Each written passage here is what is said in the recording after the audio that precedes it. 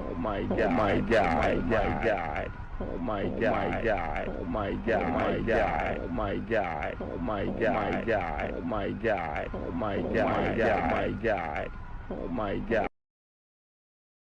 It finally happened. May 22nd, 2024 at 10 p.m. Wait, no, that's wrong. Let me rephrase. May 22nd, 2024 at 9 p.m. Wuthering Waves released for the public worldwide. And this game is way beyond how good I thought it was going to be.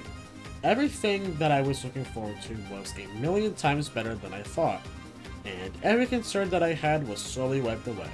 So if you're wondering whether you should play the game or not, stick around and see what I earthed up while playing.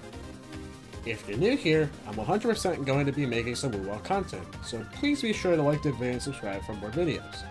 Please be sure to hit up my community tab as well, for some polls on what might happen next. Now let's begin. So, first things first, the game logs you in after an eternity of downloads and file verification. The game logs you in, and you get to select your character. And if you chose the male protagonist, I'm in utter shock at how anyone picked them. You made a terrible choice. Oh my god. Sorry, I'll stop.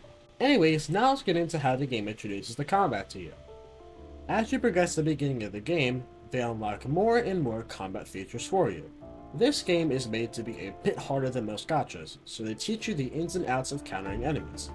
After that, they finally introduce the tutorial boss, the Crownless.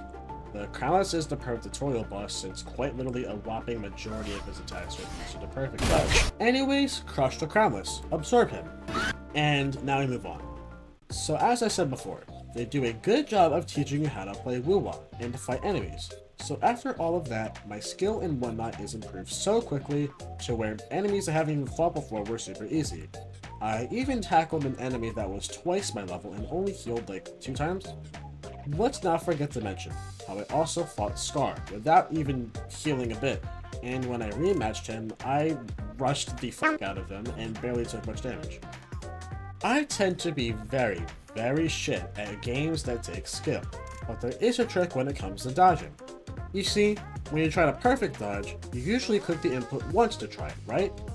Well, in this game, you can do 2 dashes very quickly, so as long as you have a good amount of stamina, watch an enemy and just spam click the input to make absolutely sure that you dodge the attack.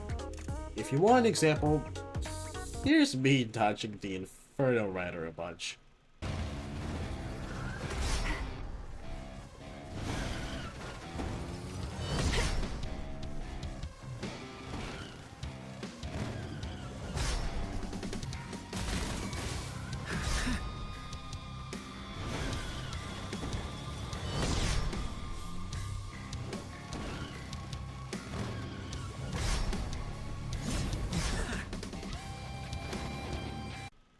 It really is that simple.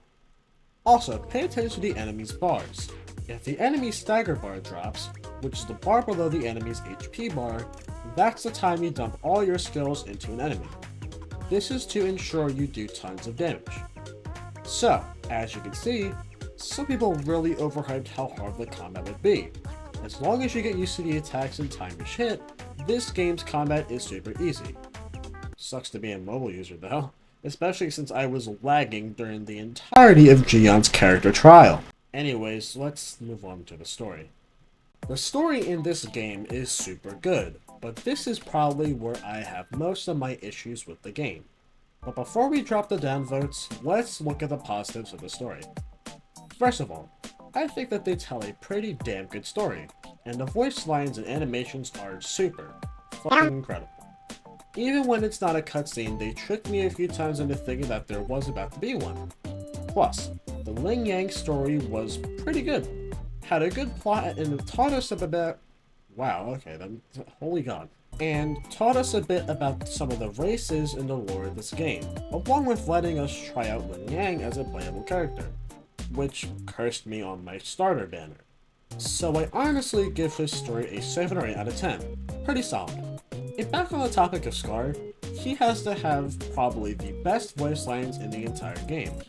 This dude is cool, and sounds cool. Plus, even as a villain, I really dig how they wrote his character. But since we're on the topic of voice lines, here comes a lot of the negatives about the game.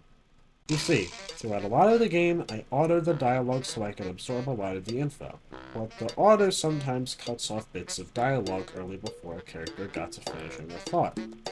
And after a character was done talking, there were sometimes 10 to 15 second long black screens that I could do nothing about. How this got past 2 closed betas is beyond me. And remember when I said Scar had the best voice lines? Well, here's another thing about that. He is the only character with consistently good voice lines. Aside from Alto, of course. He actually sounded pretty fluid as well. Anyways, I play the English version of the audio, and I don't know if anyone's playing JP or CN voice lines and have this issue, but 90% of the time, Yang Yang sounds like an actual fucking android. Like, there is a whopping 2 or 3 times in her entire dialogue where she isn't talking like a robot. And it's not just her. Sometimes the more animated characters like Chishia have moments where she sounds like a robot. But worst of all, when I was at the moment of the entire story where Rover talks a lot to herself with like actual voice lines, I was like, cool, the main character in this game actually talks a decent amount.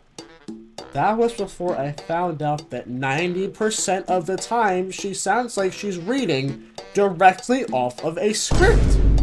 But that's not all. When I was doing Lin Yang's quest, more and more enemies succumbed to a polygon virus. Dude, how this happened is still beyond me. Like guys, this is a AAA gacha game, not a PS2 game.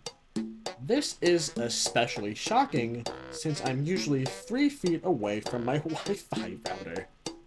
Yeah, you can see I had a ton of the issues I had when I was going throughout the story.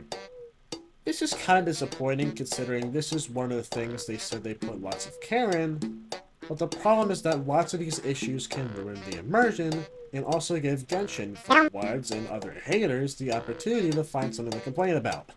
However, the reason why I'm going to be forgiving is that Kuro games prove time and time again throughout the testing and development that they care about their community. So if people like me are vocal about these issues, I predict that they'll make absolutely certain not to make these mistakes again. Let's hope they do the same for that terrible livestream. Alright, enough doom posting. Let's get into some of the good shit in this video. One of the things that made me quit Genshin at first was the fact that levels were hell on earth to obtain. In this game, oh boy, do you have options. If you eventually get good at the game, I would suggest hunting all the bosses. I got tons of EXP just from doing the first time completions. Another way is by going through your guidebook. There is tons of ways to get experience and also leveling materials. The one thing that perplexed me the most is how much rewards they give us.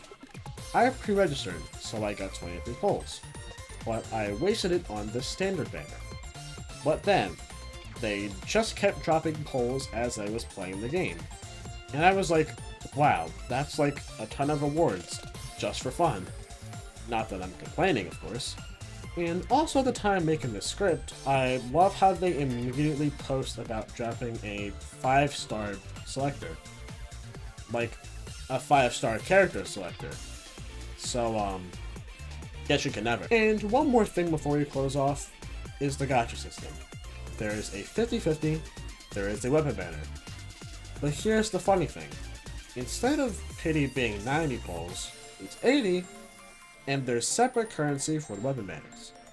Absolutely no game has done that, well, from my recollection, of course, and I am absolutely proud that a game is doing this.